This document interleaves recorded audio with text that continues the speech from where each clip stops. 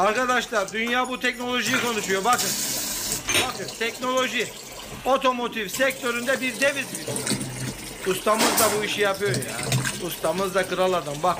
Verdi ayar 57'den milimetrik. Arkadaşlar dünya bu teknolojiyi konuşuyor. Bakın. Bakın teknoloji. Otomotiv sektöründe bir deviz biz. Ustamız da bu işi yapıyor ya. Ustamız da kral adam. Bak. Verdi ayar 57'den milimetrik. Arkadaşlar dünya bu teknolojiyi konuşuyor. Bakın. Bakın teknoloji. Otomotiv sektöründe bir deviz biz. Ustamız da bu işi yapıyor ya. Ustamız da kral adam. Bak. Verdi ayar